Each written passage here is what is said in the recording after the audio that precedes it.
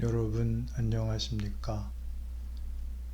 우리의 하나님께서 어떤 상황 속에서라도 우리의 영혼과 삶을 복되게 지키신다 하는 믿음을 다시 한번 상기합니다. 오늘은 요한복음 6장 26절부터 40절 성경 말씀을 생각해 보겠습니다. 제가 읽겠습니다. 예수께서 대답하여 이르시되 내가 진실로 진실로 너희에게 이르노니 너희가 나를 찾는 것은 표적을 본 까닭이 아니요 떡을 먹고 배부른 까닭이로다. 썩을 양식을 위하여 일하지 말고 영생하도록 있는 양식을 위하여 하라. 이 양식은 인자가 너희에게 주리니 인자는 아버지 하나님께서 인치신 자니라. 그들이 묻되 우리가 어떻게 하여야 하나님의 일을 하오리이까? 예수께서 대답하여 이르시되 하나님께서 보내신 이를 믿는 것이 하나님의 일이니라 하시니 그들이 묻되 그러면 우리가 보고 당신을 믿도록 행하시는 표적이 무엇이니까? 하시는 일이 무엇이니까?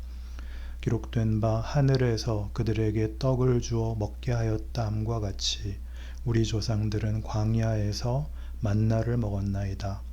예수께서 이르시되 내가 진실로 진실로 너희에게 이르노니 모세가 너희에게 하늘로부터 떡을 준 것이 아니라 내 아버지께서 너희에게 하늘로부터 참떡을 주시나니 하나님의 떡은 하늘에서 내려 세상에 생명을 주는 것이니라. 그들이 이르되 주여 이 떡을 항상 우리에게 주소서. 예수께서 이르시되 나는 생명의 떡이니 내게 오는 자는 결코 줄이지 아니할 터이요 나를 믿는 자는 영원히 목마르지 아니하리라. 그러나 내가 너희에게 이르기를 너희는 나를 보고도 믿지 아니하는도다 하였느니라. 아버지께서 내게 주시는 자는 다 내게로 올 것이요 내게 오는 자는 내가 결코 내쫓지 아니하리라. 내가 하늘에서 내려온 것은 내 뜻을 행하려 함이 아니요 나를 보내신 이의 뜻을 행하려 함이니라. 나를 보내신 이의 뜻은 내게 주신 자 중에 내가 하나도 잃어버리지 아니하고 마지막 날에 다시 살리는 이것이니라. 내 아버지의 뜻은 아들을 보고 믿는 자마다 영생을 얻는 이것이니 마지막 날에 내가 이를 다시 살리리라 하시니라.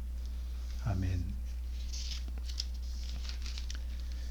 이 요한복음은 우리가 기대하고 익숙한 복음서의 기록과 아주 다르게 그 내용을 펼치고 있습니다. 다른 복음서에서는 예수가 하나님이시며 구원을 위하여 오셔서 얼마나 많은 기적을 행하시고 또 우리를 격려하셨는가 그런 이야기가 있다면 요한복음에 나오는 기적들은 그 기적이 말하자면 은혜로운 내용들인데도 병자를 고치시고 바다를 꾸짖어 잠잠케 하고 죽은 자를 살리시고 귀신을 쫓아내고 오늘 본문에는 오병이어 보리떡 5개와 물고기 2마리로 5,000명을 먹이시고 12광줄이나 남은 배고픈 사람들을 배부르게 한 사건임에도 불구하고 모든 일에 부작용이 일어납니다.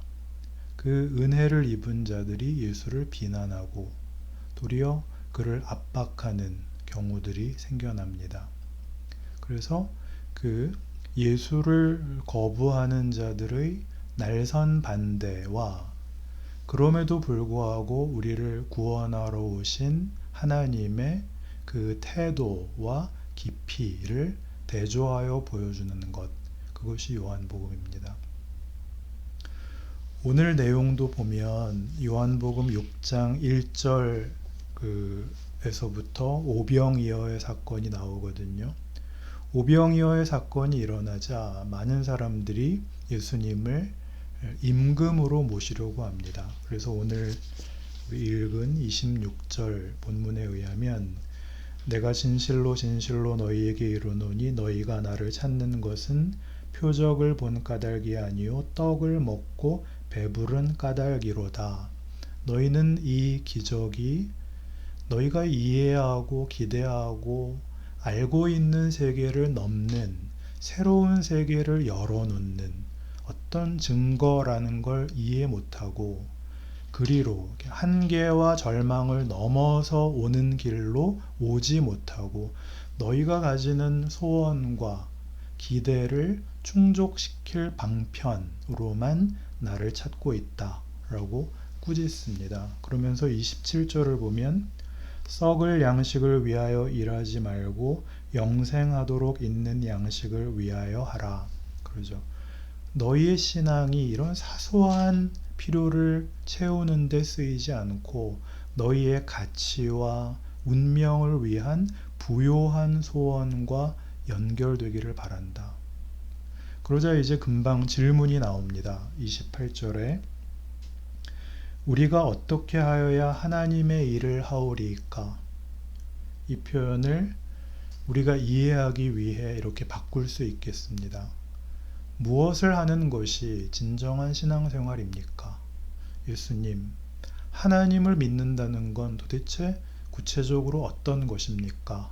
그러자 하나님께서 보내신 이를 믿는 것이 진정한 신앙이니라. 그러니까 예수를 믿는 게 신앙의 진정한 답이다. 하나님을 믿는다 그러면 예수를 믿어야 된다. 예수를 믿으면 된다. 그러면 쉽죠. 우리는 다 믿으니까요. 그런데 이게 만만치 않죠. 뭐가요? 예수를 믿는다는 그 말의 뜻이 우리가 생각하는 것과 매우 다르거든요.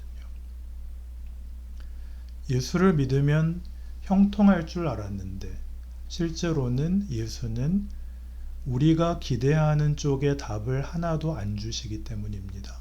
형통한 걸 주시지 않고 권력을 주시지 않습니다. 예수의 생애는 우리가 알다시피 결국 믿지 않는 자들을 믿게 하려고 왔는데 그의 생애가 믿지 않는 자들을 감동시키거나 설득시킨 결과가 하나도 없습니다. 그는 결국 잡혀 죽고 말죠. 잡혀 죽는 이유도 찬찬히 깊이 따져보면 그가 이런 위대한 기적들, 죽은 자를 살리시고 필요한 모든 것들을 이루어내는 능력을 가졌으니 우리에게 형통한 인생을 줄 수 있을 것이라고 기대했는데 그는 죽는 자리로 가는 바람에 왜 아무것도 안 할 거면서 남의 마음만 휘저어놨느냐라는 분풀이를 예수께 하죠.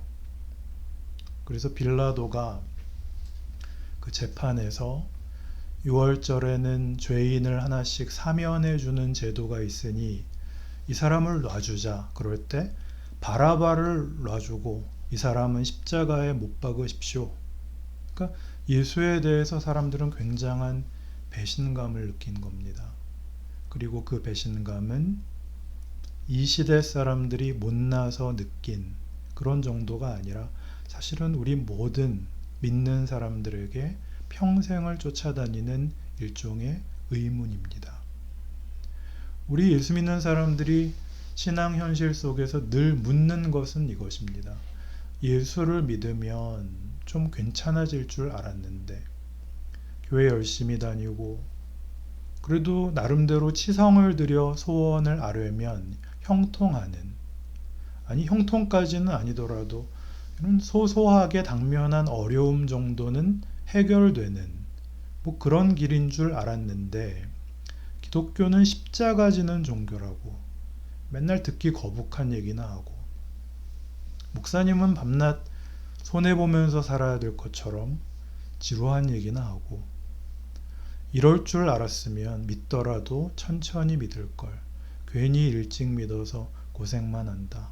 부담스럽다. 그건 우리만이 아니라 성경 속 사람들이 늘 했던 얘기입니다. 제자들이 지금 그 얘기를 하는 거죠. 그럼 당신을 믿어야 된다는 표적이 뭡니까? 우리 조상들은 광야에서 모세가 주는 만나를 먹은 그게 표적이었습니다. 그러자 예수님이 그래, 그 만나 그 생각해봐라. 그거 모세가 준 게 아니라 만나는 하나님이 준 것이다.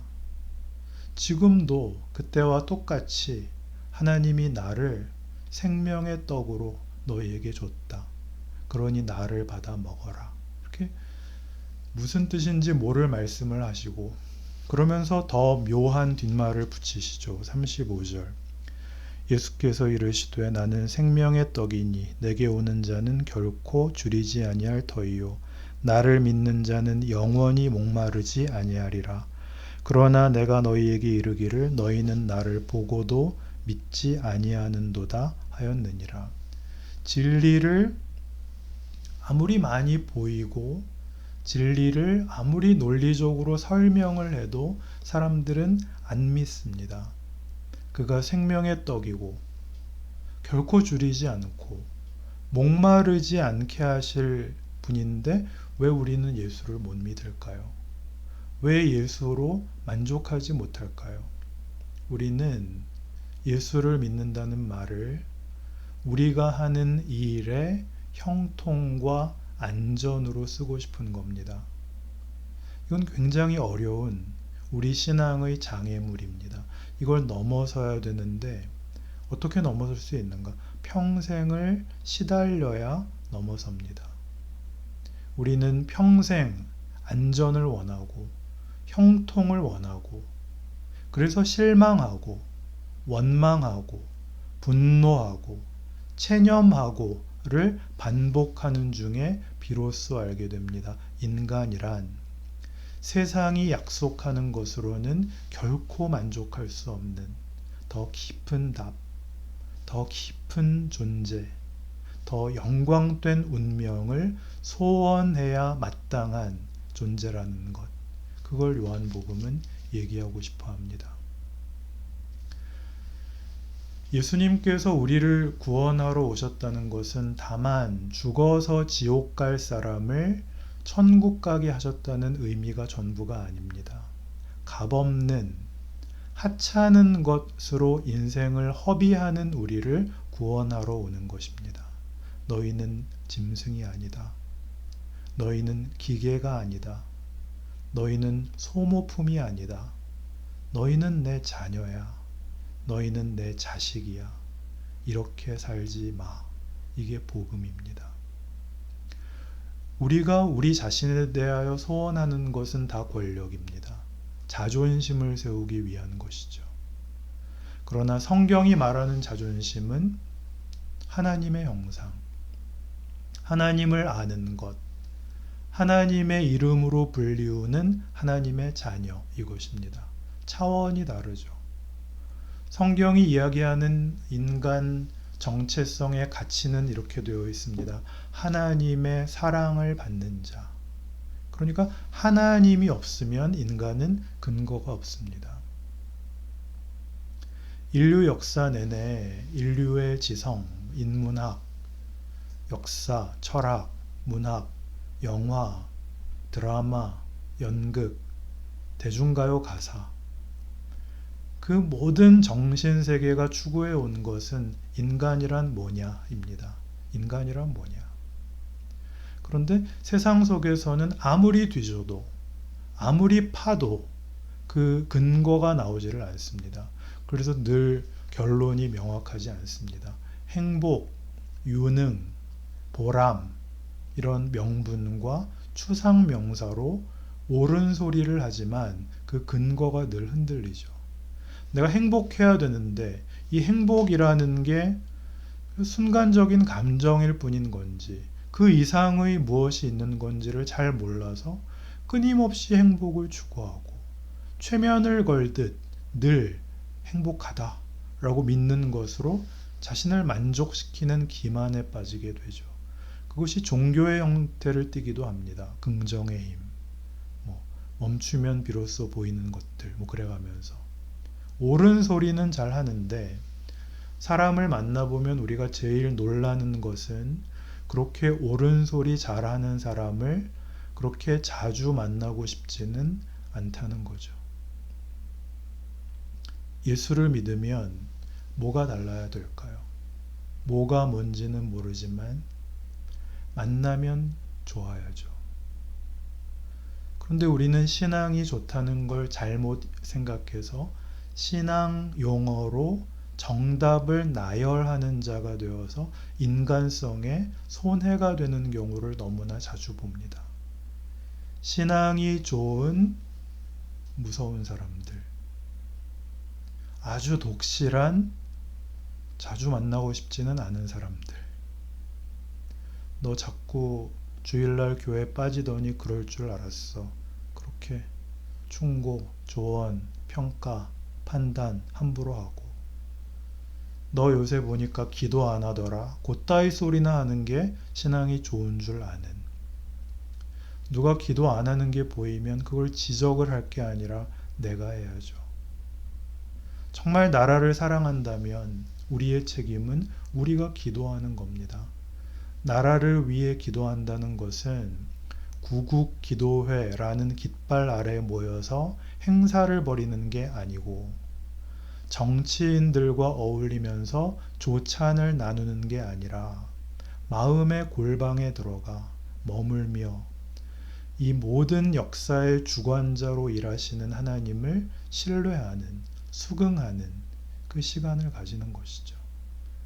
예수님이 딱 그 자리에 서 있습니다. 상대방을 인정하는 자리, 못난 것들을 대접하는 자리, 적대적이고 폭력을 쓰는 것까지 용서하시는 자리, 용납하시는 자리.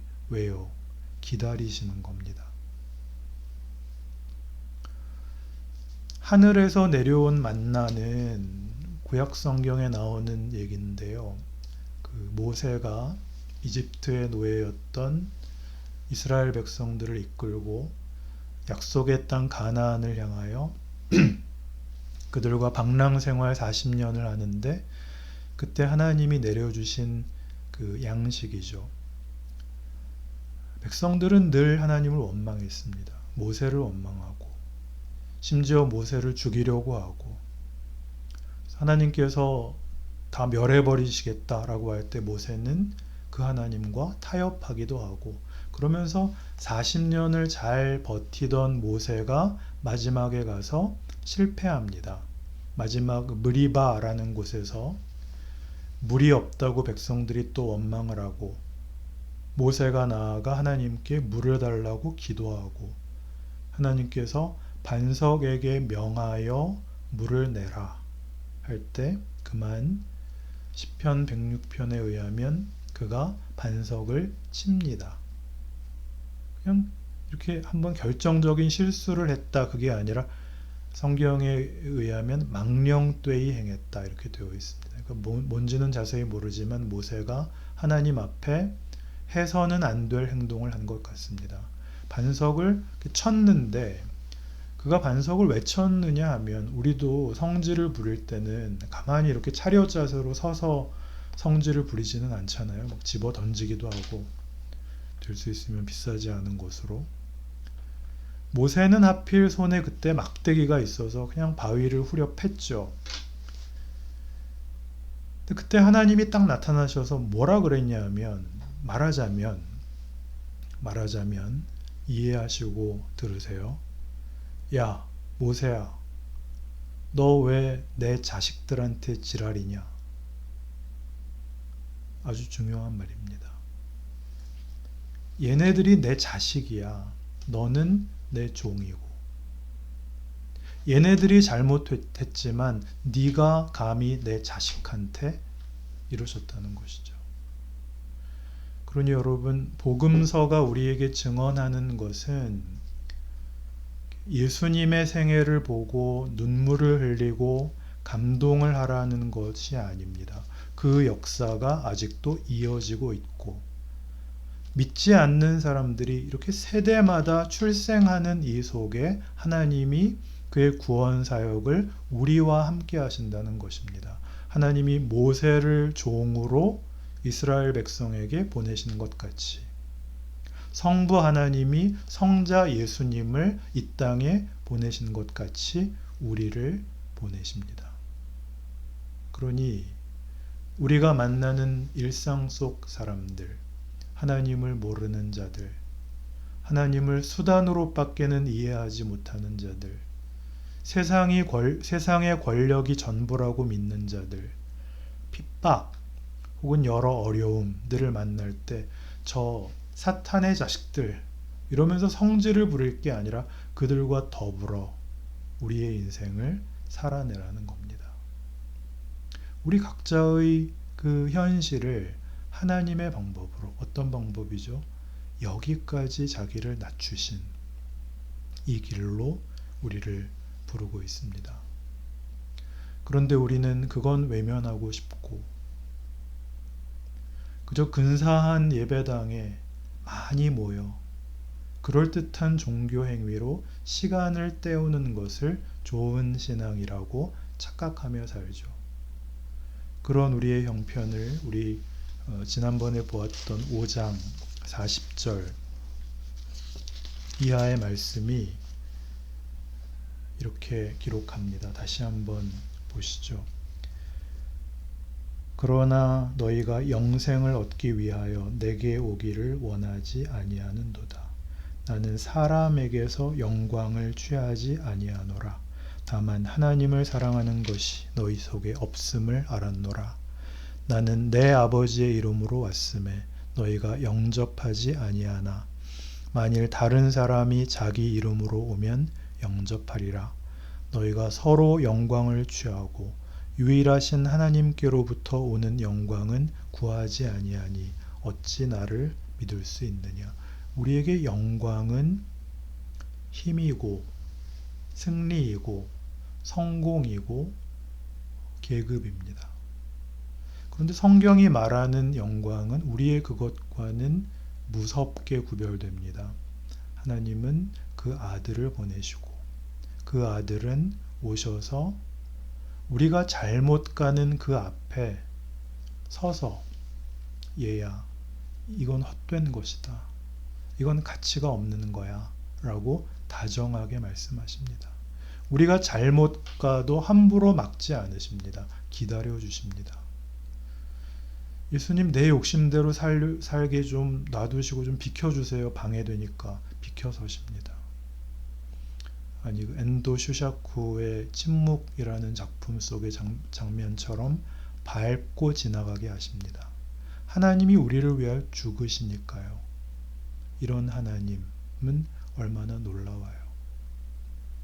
세상이 말하는 신은 폭력이고 기독교가 말하는 신은 우리를 구원하고 우리를 복되게 하기 위하여 모든 걸 유보하실 수 있는 분입니다. 이런 관점에서 한번 이런 사건을 생각해 보시기 바랍니다. 김형석 교수라는 분이 계신데요. 1920년생이십니다. 만 100세가 되셔서 100년을 살아보니 그런 책을 쓰셨습니다. 그분이 일제하에서 그 민족 지도자들을 많이 배출한 평양 숭실중학교를 다니셨는데 숭실중학교는 미션 학교였답니다. 당시 일제가 신사참배를 요구했고 학교에서 신사참배를 거절하자 폐교되었습니다. 학교가 문을 닫고 학생들은 뿔뿔이 흩어져서 고향으로 돌아가서 김영석 교수님 당시 학생도 고향에 내려와 있는데 몇 달이 지나자 다시 학교에 공부하러 오라 하는 편지가 학교에서 왔답니다. 그래서 기쁘게 이제 학교로 돌아가면서도 한편으로는 어떻게 된 건가, 어떻게 허락을 받았을까 하고 학교에 가봤더니 신사참배를 하기로 했다는 겁니다. 그래서 다들 우리 선생님들이 그럴 리가 없는데 어떻게 된 걸까 그렇게 혼란스러웠답니다. 월요일이 됐고 전교생이 모여서 줄을 서서 신사로 가게 된 겁니다. 교장 선생님이 앞에 서고 모든 선생님이 이렇게 횡대로 서서 학생들 가는 것을 이렇게 전송을 하는데 지나가면서 보니까 교장 선생님이 울고 계시더랍니다. 그 마음을 여러분 아실 수 있죠. 신사참배했으니까 배교다, 우상숭배했다, 그런 단순한 문제가 아니고 어쩌면 자기 하나 신앙 지킨다고 고집부려서 죽어 영웅이 되는 간단한 현실이 아닌 것이죠. 누군가는 부모 노릇을 하거나 누군가는 이렇게 학교의 어른 노릇을 하려고 해도 많은 걸 감수해야 되는 것이죠. 바로 하나님이 그렇게 우실 수 있고 질 수 있고 죽으실 수 있다 하는 데에 예수를 믿는다는 말에 참 뜻이 있습니다. 예수께서 저항하시지 않으시고 죽으셨으니까요. 아니, 도수장에 끌려가는 어린 양처럼 죽음으로 저항하셨으니까요. 예수는 사람으로 오신 하나님의 이름입니다. 우리 보고 그 인생을 살라 그럽니다. 그것은 다른 것으로는 설명할 수 없는 위대하고 영광된 것이라고 합니다. 그게 우리 사는 이 세상에 정말 사람 사는 맛이 나게 하고 우리에게 만족과 찬송을 준다고 합니다. 그것을 구원이라고 합니다. 여러분의 인생을 이 길로 부르고 계심을 기억하시기 바랍니다. 기도합시다.